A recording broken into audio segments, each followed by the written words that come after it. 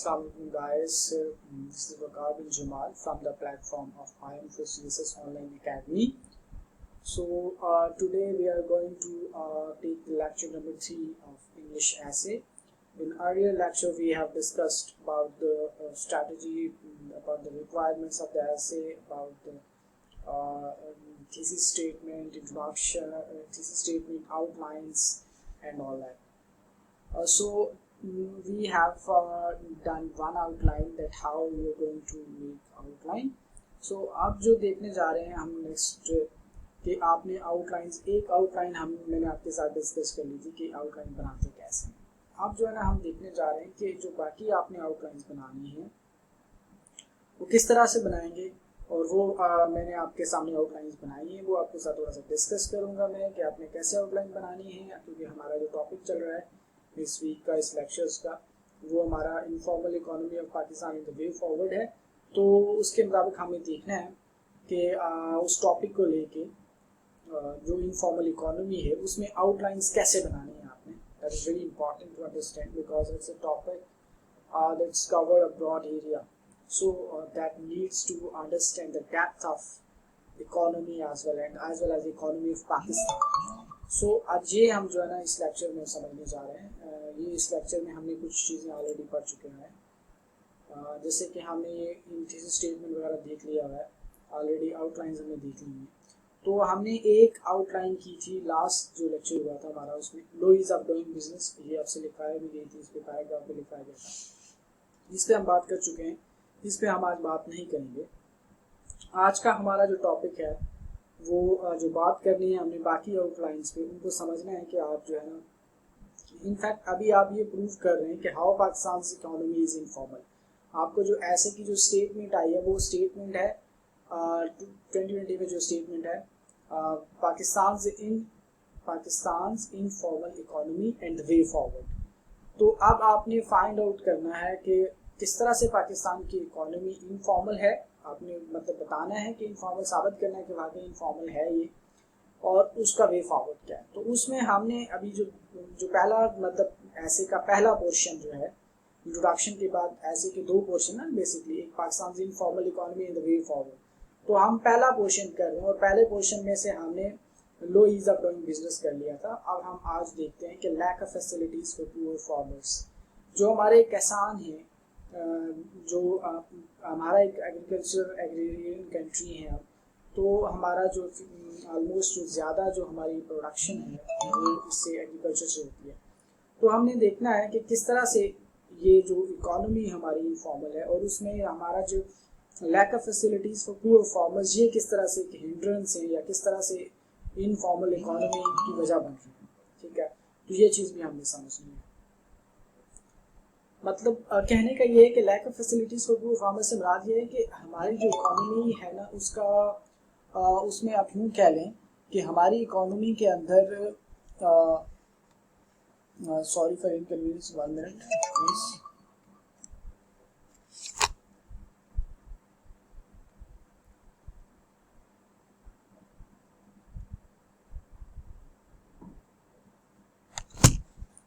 Sorry for inconvenience.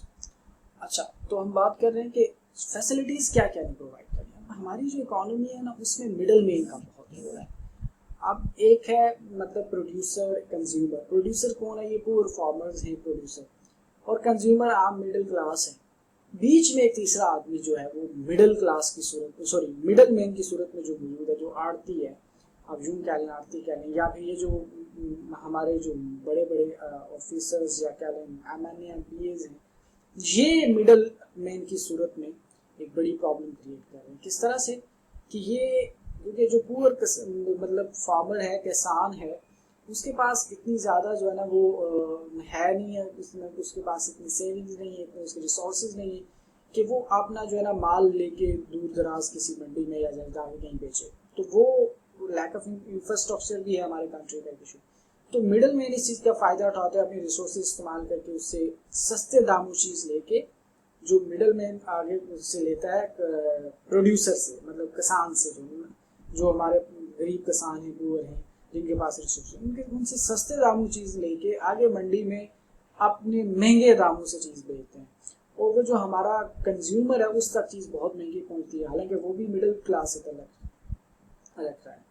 तो इन a sense कि ये जो मिडल मैन आर्थिक की सूरत में हमारे पास मौजूद है, ये जो बड़े बड़े इंडस्ट्रियलिस्ट हैं या बड़े जितने भी यूँ कह लें कि जो बड़े जो बिजनेस टाइकून्स हैं या क्या लें कि जो जिनकी इंडस्ट्रीज हैं या बड़े बिजनेस जिनके भी हैं, जो सारे ये कर रहे हैं, तो बेसिकली इन्होंने भी एक तरह से पाकिस्तान की इकोनॉमी का बड़ा फर्क किया है।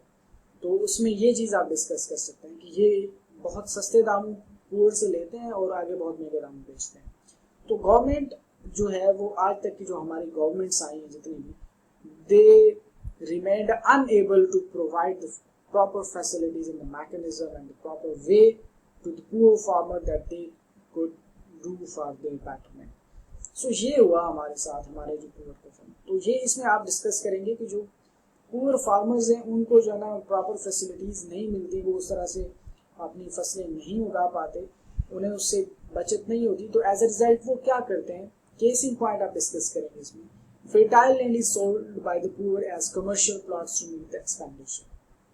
तो वो क्या करते हैं कि अपने जो बीवी बच्चों की रोटी रोजी कमाने के लिए वो फिर क्या करते हैं कि यार इससे बेहतर है, इससे तो कुछ बन ही नहीं रहा, इसको कमर्शियल प्लाट में बेच देते हैं। तो वो फिर फर्टाइल लैंड बहुत ज़्यादा जो है ना हमारी वो इस तरह से इंडस्ट्रीज लगाई जा रही हैं फर्टाइल लैंड में और कमर्शियल प्लाट्स के लिए दी जा रही हैं।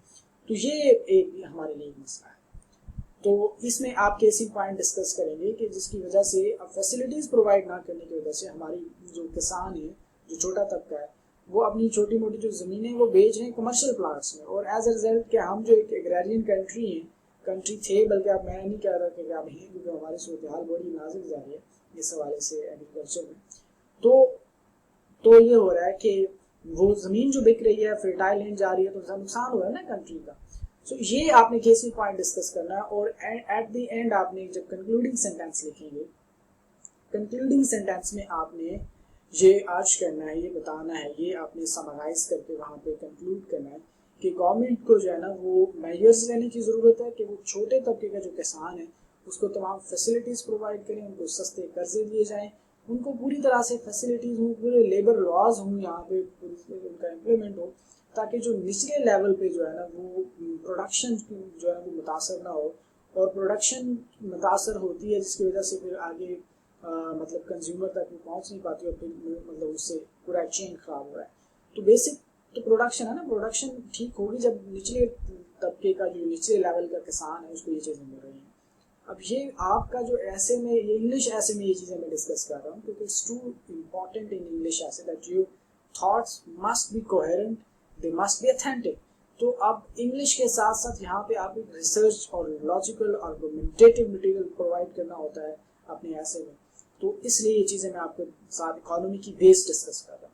तो ये इस तरह से आप अपना ये वाला पैराग्राफ मुकम्मल करेंगे कि lack of facilities for poor farmers. आपने टॉपिक सेंटेंस यही लिया, आपने इसको एक्सप्लेन किया कि क्या क्या फैसिलिटीज़ लैक कर रही हैं, क्यों नहीं।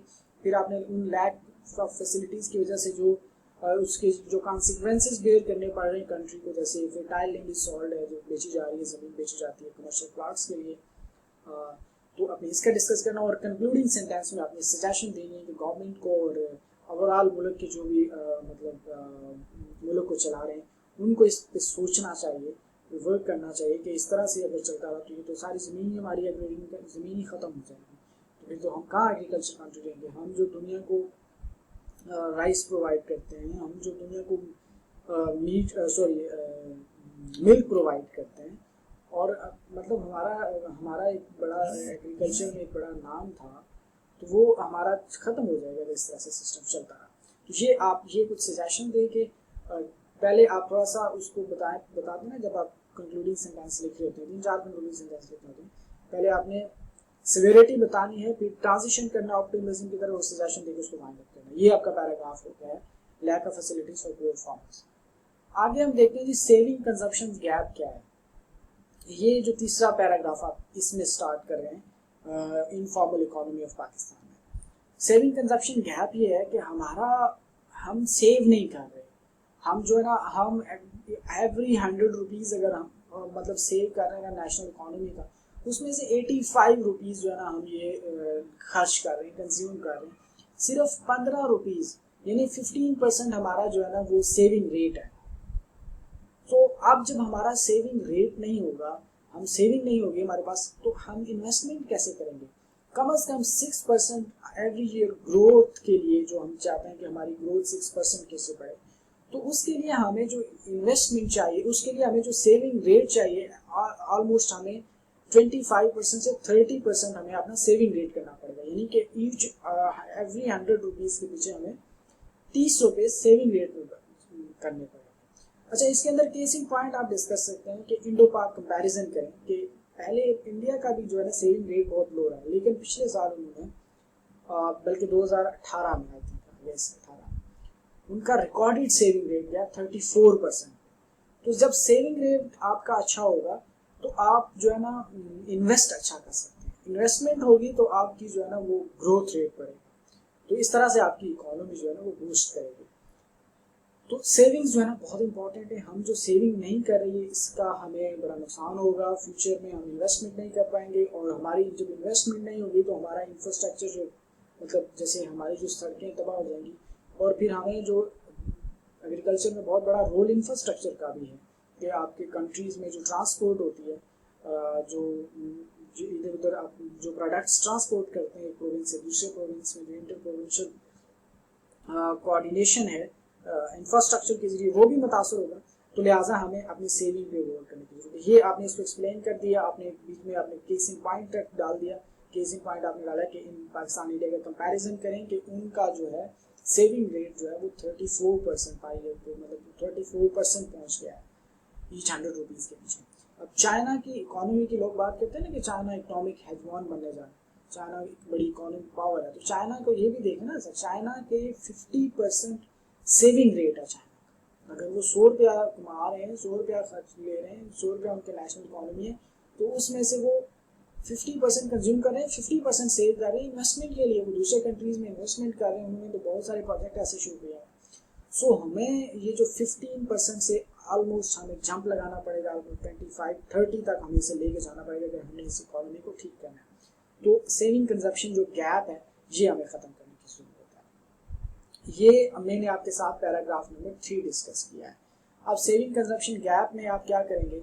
सेविंग कंजप्शन गैप के लिए आप जब उसका कंक्लूडिंग सेंटेंसेस लिख रहे हैं तो आप ऑस्टेरिटी पॉलिसी का कह सकते हैं। ऑस्टेरिटी पॉलिसी में जो कंट्रक्शन है कि जो एक्सपेंसेस हैं, जैसे इमरान खान का विजन रहा भी है और काफ़ी हद तक इन्होंने इस पर काबू भी किया है कि जो गवर्नमेंट के एक्सपेंसेस हैं और जो फजूल जगहों पे जो पैसा लग रहा है उसको सेव करके उसको प्रोडक्शन में उसको सेव किया जा सके और प्रोडक्शन को बेहतर बनाया जा सके। तो ऑस्टेरिटी पॉलिसी का आप रिकमेंड करें अपने कंक्लूडिंग सेंटेंस में, कंट्रैक्शन जो कहते हैं जिसको, अगर आप पूरी इकोनॉमिक टर्म में लिखना चाह रहे हैं तो आप कंट्रैक्शन यूज करें। तो इस तरह से भी आप अपनी सेविंग्स जो है ना बढ़ा सकते हैं। और फिर बहुत सारे हमारे कंट्रीज में ऐसे चल रहे होते हैं प्रोजेक्ट जिनकी कोई मतलब कोई सीमत ही नहीं होती, जिनका फ़ायदा सिर्फ एक छोटे से इलाके को हो रहा होता है, पूरे मुल्क को नहीं हो रहा होता, तो उससे भी बड़ा नुकसान होता है कि ओवरऑल जो कंट्री है वो पीछे चला जाता है। उसकी एग्जांपल आप देख सकते हैं कि लाहौर जो है, लाहौर उसकी एग्जांपल है कि सारा पैसा यहाँ पे लगा दिया गया और बाकी कंट्री जो है साउथ पंजाब पीछे रह गया, और बाकी कंट्री में सारे लोग यहाँ पे जमा होने शुरू हो गए, और जहाँ पे सारे पॉपुलेशन जो अब यहाँ पे लोग जमा हो रहे हैं और आबादी यहाँ पे बढ़ रही है, मसाइल पैदा हो रहे हैं। तो ये होता है कि छोटे इलाके में आप जो है ना बेजा किस्म के जिनका मतलब इतना फ़ायदा नहीं होता, नुकसान ज़्यादा, जिसको आप क्या लें कि वाइट एलिफेंट प्रूव होते हैं, जैसे हमारी ऑरेंज ट्रेन प्रूव हो रही है। तो इस तरह के जो स्टेप्स हैं उनसे अवॉइड करना पड़ेगा। अब ये सेविंग्स कंजप्शन गैप में अगर ये सेव होता तो हम इन्वेस्टमेंट कर सकते थे, ओवरऑल पूरे कंट्री के लिए कर सकते थे। तो आपने इस तरह से इसको अपने किसी एक पार्टी को टारगेट नहीं करना, आपने ऐसे के अंदर आपने जर्नल स्टेटमेंट लिखना है गवर्नमेंट के लिए और फिर इसको आपने कंक्लूड करना है। तो ये हमारी वीडियो नंबर 1 थी। वीडियो नंबर 2 में हम स्टार्ट करेंगे ह्यूज फिस्कल डेफिसिट से, ठीक है, और ह्यूज फिस्कल डेफिसिट की बात करेंगे तो फिर हम जो है ना वो नेक्स्ट वीडियो में देखते हैं।